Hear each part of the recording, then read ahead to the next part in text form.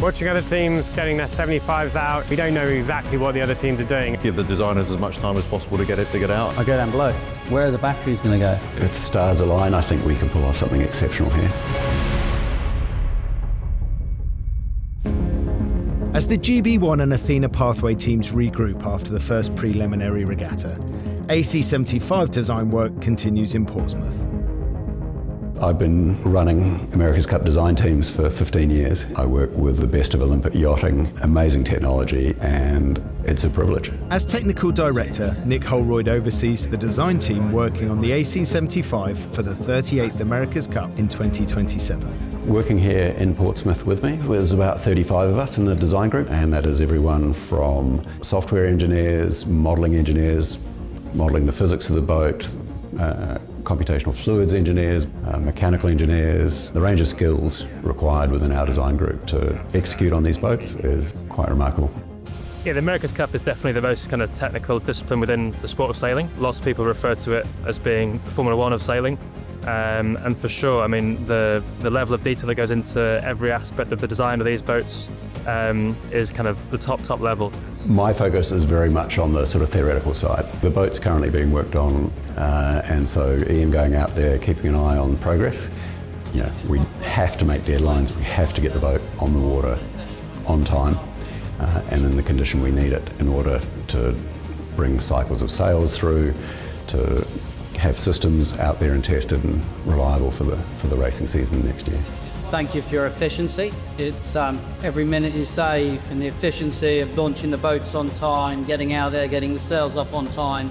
You know, that all adds up over the course of 18 months. Ultimately, that will translate to more time on the water, which will translate to better performance. The second big area of work is the changing of the cockpits around to meet the new crew requirements.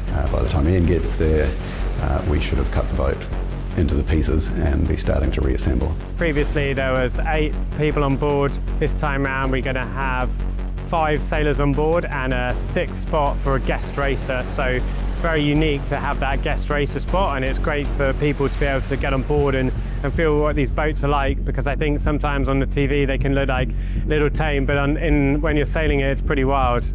We fundamentally have to keep making the boats more efficient. The foil has to carry the weight of the boat, and if we can do that with just a little bit less drag, then we're going faster, right? Likewise, the sails have to produce a certain amount of side force to keep the boat foiling, and if we can do that with just a little bit less drag, then again, we're faster.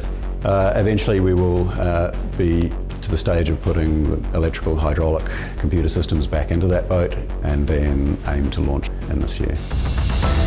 At a secret location, the team's AC75 is being worked on around the clock, and CEO Ian Walker has come to check on its progress.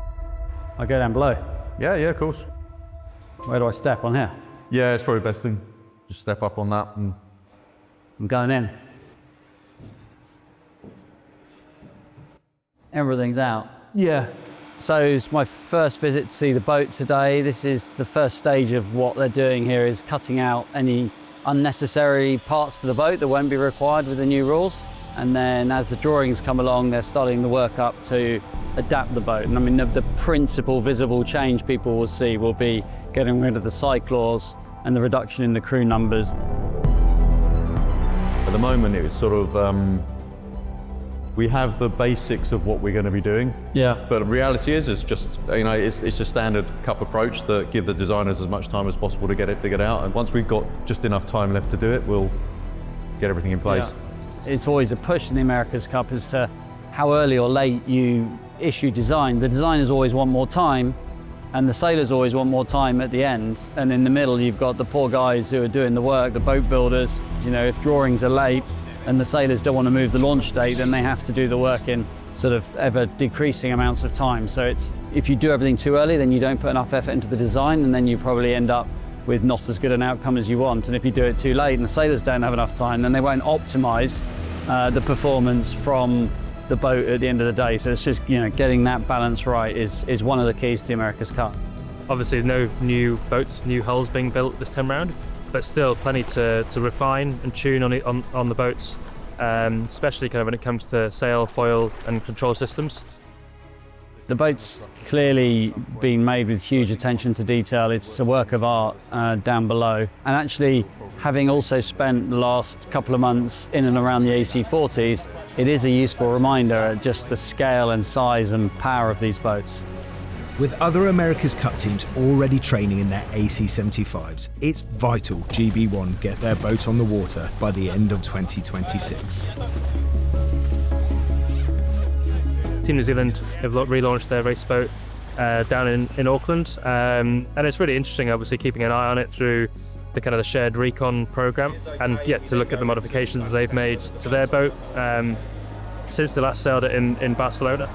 And yeah, we'll be keeping a close eye on all the other teams launching boats this year. As with any campaign, it's about working out the conditions we're going to be racing in and ultimately where we choose to spend our time. Watching other teams getting their 75s out is always interesting.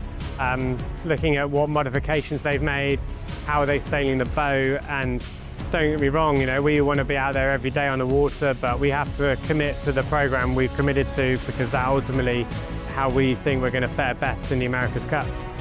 I think that ultimately we want to be in a position to win, and at this moment in time, we don't know exactly what the other teams are doing, and focusing on ourselves is key. But yeah, being a plucky underdog sounds like a good thing. If the stars align, I think we can pull off something exceptional here. But we have to work incredibly hard and be incredibly focused. They're crossing their line in 20 seconds. Next move is going to be a better way. Stand by. Nice, good angle there. And flat sleds into 1. Copy.